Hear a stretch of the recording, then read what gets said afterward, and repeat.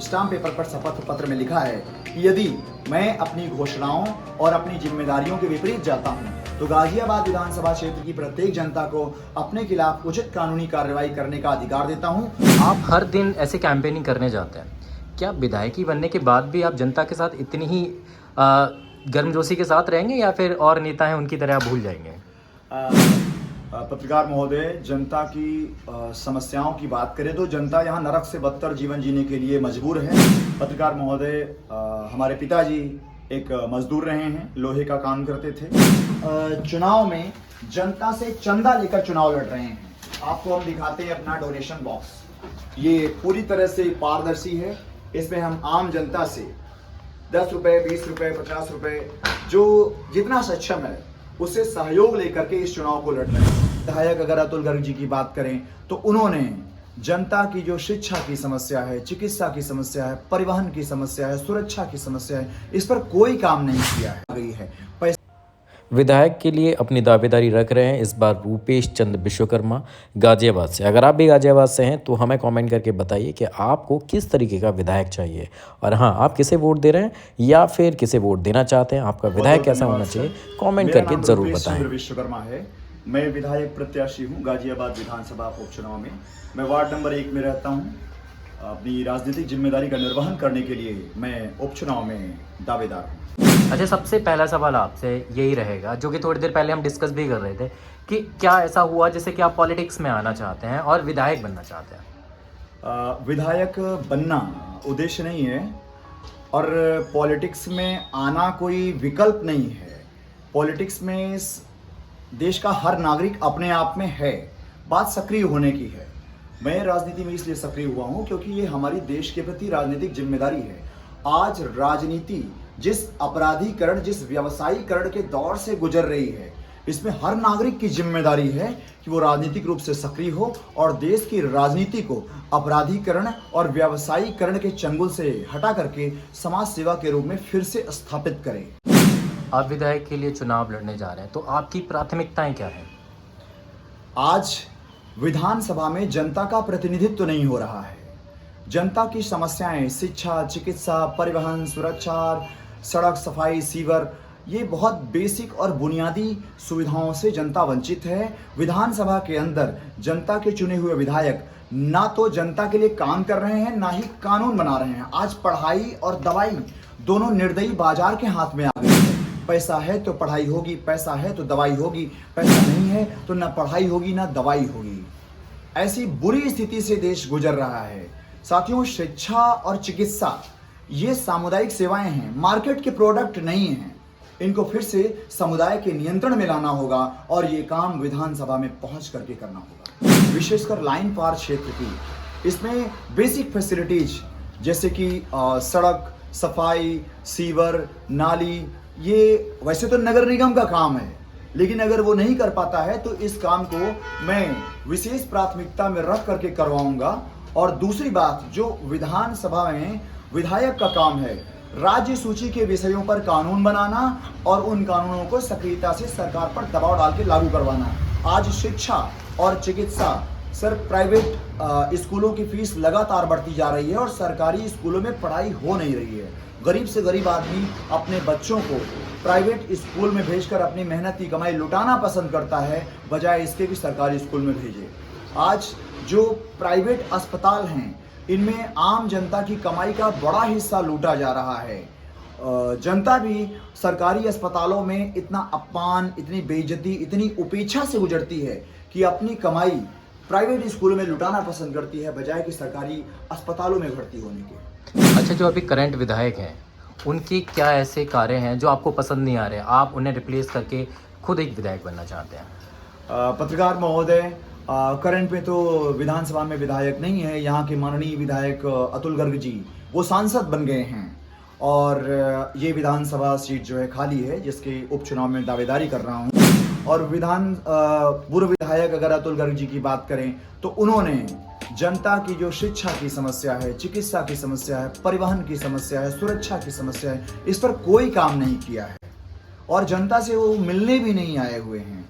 तो जनता का प्रतिनिधित्व ना उन्होंने किया है और पूरे विधानसभा के अंदर किसी भी सीट से जनता का प्रतिनिधित्व नहीं हो रहा है। अभी कई सारे लोग हैं जो विधायकी के लिए अपनी अपनी दावेदारी कर रहे हैं, आप उनसे कैसे अलग हैं? मैं उनकी बात क्या करूं, मैं अपनी बात करता हूं। हमारे पास बहुत सीमित संसाधन हैं और अपने सीमित संसाधनों के बल पर जनता के सहयोग से हम जन जन तक अपनी बात पहुंचा रहे हैं और व्यक्तिगत रूप से लोगों से मिलकर के जन समर्थन जुटा रहे हैं। हम चुनाव में जनता से चंदा लेकर चुनाव लड़ रहे हैं। आपको हम दिखाते हैं अपना डोनेशन बॉक्स। ये पूरी तरह से पारदर्शी है।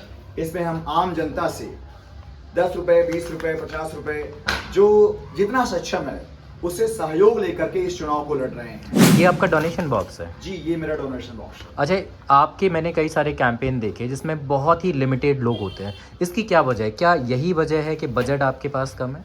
आज आम जनता की जो कमाई है वो बिना बंदूक, बिना चाकू के लूटी जा रही है, कलम से लूटी जा रही है। विधानसभा के अंदर बजट में टैक्स बढ़ा करके आम जनता की 60% से ज्यादा कमाई को लूटा जा रहा है।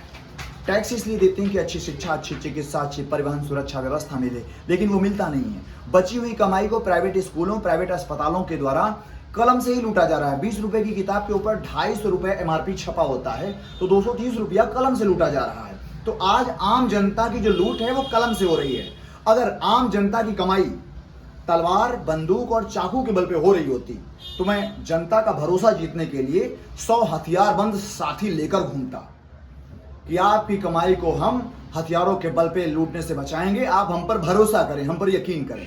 लेकिन आज कमाई कलम से लूटी जा रही है और कलम से जो लूट हो रही है उसको रोकने के लिए कलम का एक सिपाही काफी है। मैं अपने स्कूल, अपने विद्यार्थियों को छोड़ करके इस कलम से हो रही लूट को रोकने के लिए अकेला पर्याप्त हूं।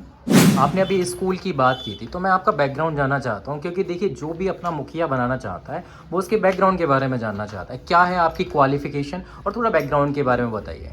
पत्रकार महोदय, हमारे पिताजी एक मजदूर रहे हैं, लोहे का काम करते थे।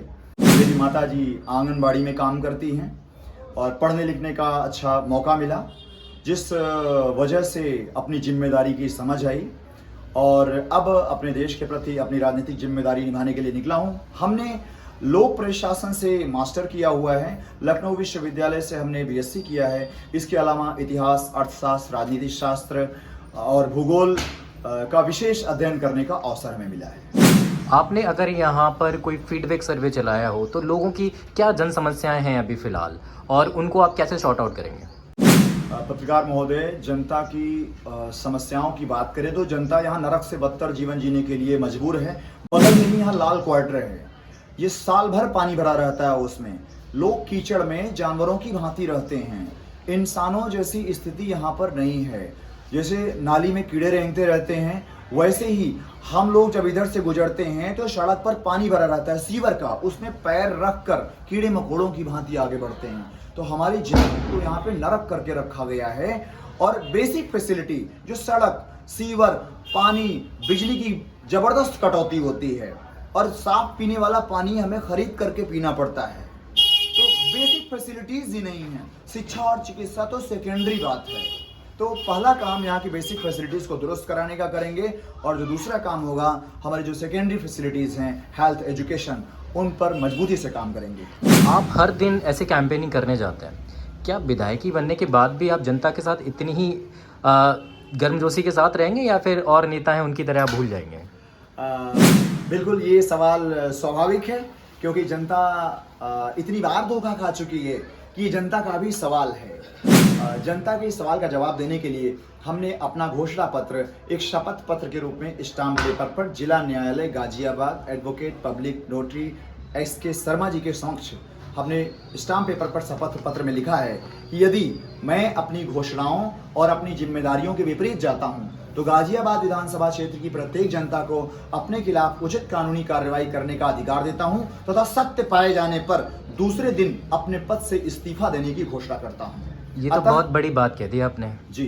अतः हम पर भरोसा करने का सवाल ही नहीं उठता, क्योंकि मैं आपको एक दिन का आपसे मौका मांगता हूं। आप एक दिन के लिए नौकर की बात विधायक चुनिए। अगर उस दिन मैं अपनी घोषणाओं के विपरीत जाता हूं या जिम्मेदारियों से भागता हूं तो दूसरे दिन आप हमसे इस्तीफा मांग सकते हैं। चलिए बहुत बहुत शुक्रिया। लेकिन एक सवाल और, देखिए महिलाओं के लिए और युवाओं के लिए आप क्या करने वाले हैं? महिलाओं और युवाओं के लिए हमने अपने घोषणा पत्र में लिखा है, खासकर जो इस विधानसभा क्षेत्र की महिलाएं हैं।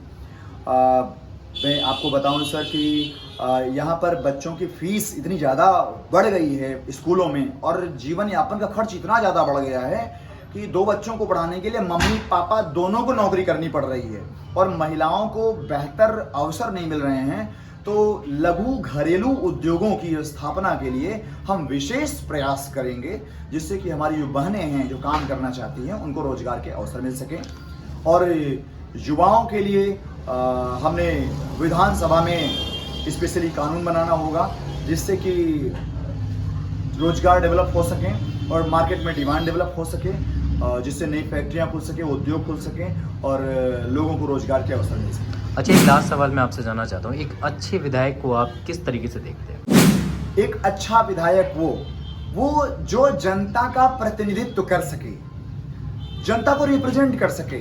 अगर जनता भूखी नंगी है तो जाहिर सी बात है उसका विधायक उन परिस्थितियों को महसूस करने वाला ही हो सकता है।